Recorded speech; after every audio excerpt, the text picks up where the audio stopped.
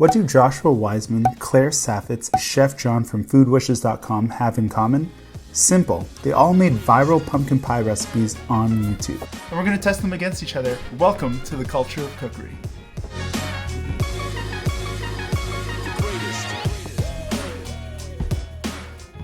Now, instead of boring you with all the step-by-step process, I'm going to give you my general thoughts on how each of these recipes went. If you really want to know how to make them, then I'd suggest just checking out the recipe videos, and links are in the description below. Okay, so first up was Chef John from Foodwishes.com. While easily the most basic of all the recipes in this video, the thing that I liked most about Chef John's recipe was that it was really straightforward, and I really mean that in the least judgmental way possible. Sometimes you're just feeding basic people, and what they want is a basic, trustworthy, no-fuss recipe, and really that's what Chef John is about. Anyways, now back to the recipe. As you can see, the dough is a little bit dry, but I added the right amount of liquid, and it seemed fine to me, so I packed it up into two different patties. I don't know if you call dough patties, but that's what I call them anyways. So packed it up into two, put them in the fridge to let them rest and let the butter harden up. This recipe used canned pumpkin, again, which is very economical and totally in line with what Chef John is all about. Now here's the kicker. In the name of all that is economical and simplistic, Chef John's recipe didn't call for blind baking the crust. Blind baking is simply a technique that bakers use to prevent your pie crust from entering into the land of sog. You basically fill the pie crust with weights, beans, or rice, and then bake it at a lower temperature. And then you fill your crust with the filling and shablam, you got pie. However, in this recipe, I just filled the pie crust with some pumpkin filling and baked it. The result? Well, take a look for yourself. In my opinion, the result looked pretty primo, and I mean, come on. Pie number one done. Woo. One pie down, two more to go. Let's do this. Now, what separates Claire Saffitz' version of pumpkin pie is her use of bourbon in the filling and cocoa powder in the crust. As in Chef John's recipe, this is an all-butter pie crust, which frankly is absolutely delicious. I didn't miss the shortening at all. Now, what the recipe calls for in this instance is cutting the dough into quarters, stacking them up all on top of each other, and pressing them down. Almost laminating the dough like you might when making croissants or other doughs with flaky layers. I thought this was a great trick, and I'll definitely be stealing this next time I make dough. The dough rolled out really nicely and had these kind of beautiful flecks of butter throughout. If you watch Claire's video, she had this great tutorial about how to beautifully flute your crust just like this.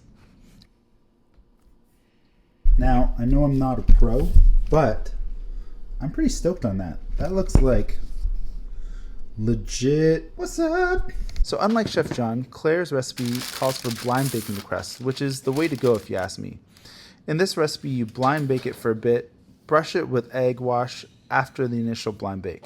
This is supposed to provide the crust with an extra layer of protection and prevent it from venturing into soggy land. I thought the process left a kind of weird color on the crust. Maybe I added too much egg wash on it, but I don't know. It kind of dulled out the pie crust in my opinion. Now, instead of opting for the classic brown sugar to sweeten up the pumpkin mix, Claire's recipe had you utilizing concentrated maple syrup with bourbon. Basically, you pour the maple syrup and bourbon into a pan and let it cook.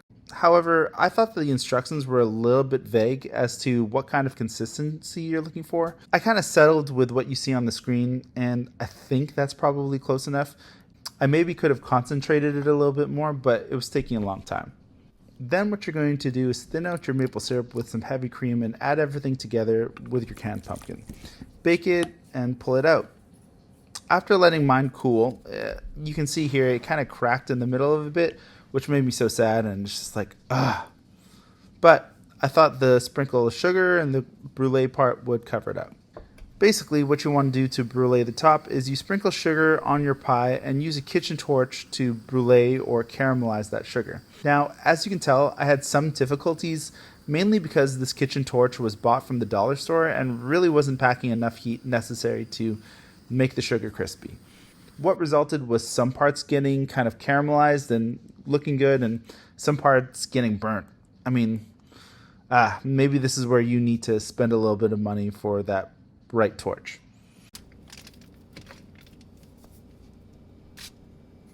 Lastly, Joshua Weissman's pumpkin pie. Now, off the bat, one of the things that I loved about this recipe was the fact that it was in grams. Grams? Grams. Whatever it's called. I like it because you use a scale, which I think is awesome. It's simply because you don't have to dirty more dishes. Basically, you take the vessel that you have your flour, your sugar, your whatever in, and then you just kind of dump it into the food processor, which is sitting on top of the scale. You get the accurate measurement, which is absolutely awesome. Because sometimes if you sift flour and then you measure a cup, that's definitely going to be a different cup from if you were to kind of heavy-handedly put your cup into the flour bin and you kind of get a compacted cup of flour. So I like doing things by weight. You get more accurate measurements and you have less dishes. Win, win, win, win. When it comes to the pie crust, it's the same deal as all the others. Cut the fat, add the liquid slowly. One thing that I found kind of peculiar is that Weissman didn't include any liquid measurements in this recipe, which for beginning pie makers like myself could possibly be problematic. I don't know. I managed to get through it. I gave it a go, and I think the product turned out pretty good. Like Claire's, roll out the dough, flute that edge, and blind bake it. This one turned out pretty beautiful, if I do say so myself. Now here's where Joshua distinguishes himself from the pack. In this recipe, you have to roast your own pumpkin. So it's really simple. Take the pumpkin, cut them in half, take out the seeds, put a little of olive oil on it, and bake it. Now, if you're smart, you'll wait for the pumpkin to be cooled before you start peeling it, but I was in a bit of a rush, so watch the slow motion of pumpkin peeling B-roll.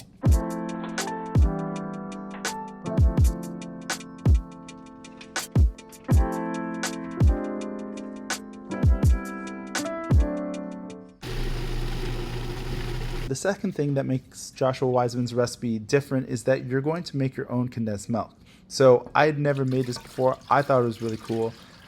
Basically, it's a little bit of condensed milk, heavy cream, sugar, and then you let it cook out on the stovetop until you kind of got like this thick boy mixture. This process took way longer than was indicated in the recipe. I was probably cooking this thing for at least half an hour. You got to cook it for a long time, and it needs to look like this.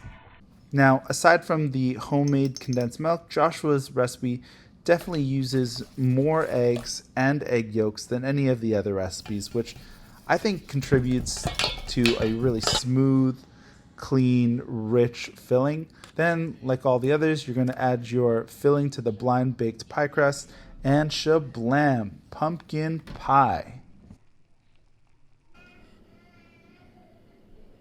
So we have the three different pumpkin pies here. Chef John Foodwishes over here, Bon Appetit Claire Saffitz one over here, Joshua Weissman pumpkin pie over here. Off first glance, obviously you can see that this one's a little bit more orange. I think that's because that came from the can. And the Claire Saffitz one, again, used the canned pumpkin. Looks pretty good, but it has that bruleed. I don't know if you can hear that. Joshua Weissman's has a little bit more deeper brown color. But what we're going to do is we're going to give them all a taste test without whipped cream, because as we all know, whipped cream is the equalizer of everything that is delicious in the world. We're going to rate them on 4 different criteria. The first one being the texture. I'm looking at the filling. Is it creamy? Is it like set properly? Then I'm going to be looking at crust. Is it crunchy? Is it, flaky? Is it delicious, soggy? I'm looking at the sweetness, because if you want something super sweet, just buy it at the grocery store. And then lastly, is it worth all the work and all the effort? Chef John's simple pumpkin pie, first off. Let's go. There we go. Is it better than like a store-bought pumpkin pie? For sure. Texture, I'm gonna give that 3.5 pumpkins. Good texture. Crust, I'm probably gonna give that a 2. There's not really a lot of sugar in the crust. It's kind of like, overall sweetness, it's not too sweet. It's not cloyingly sweet. It's enjoyable still. It's probably the easiest one to make. So if you're needing to bang out something like really quickly, this is probably, it's good. But is it great? I don't really think so. Number 2 is the Bon Appetit Claire Saffitz version. It's got the brulee top. Here we go. As you can hear, my son is in the back and my wife is championing it while I eat pie by myself over here. You'll get some too, babe. I love you. Straight off the bat, you definitely get the chocolate crush. It's not too sweet. You get the warm spices in there. What I really like that sets it apart is that brulee top. It adds a crunch, it adds sweetness, and it adds kind of like a smoky note. Hard to complain about that. Filling, I'm gonna give that a 4. The crust, the cocoa just overpowers it a little too much and it becomes more about like a chocolate pumpkin pie rather than like a pumpkin chocolate pie. Does that make sense? I'm gonna give the crust like a 3-ish. Is it worth it? There were some elements that were tricky. I would still say that this one is better than this one. This one is something classy. So if you're like, hey, I'm going to a family thing and I want to be different and new, this is a great way to be different. Bring something new to the party, something that no one else has really tried. Oh wait, lastly, we have Joshua Weissman's pumpkin pie recipe where I had to make basically everything from scratch. Mine doesn't look like his, but you know, I'm not like a pie baker, I'm just a pie eater. So Joshua Weissman's pumpkin pie. First thing that hits you is the crunch of the crust. Look at that crust. It's like flaky, it's crunchy. There's like legit nothing wrong with it. The filling itself is more complex. I'm trying to give you like a forget the fact that I made everything by scratch.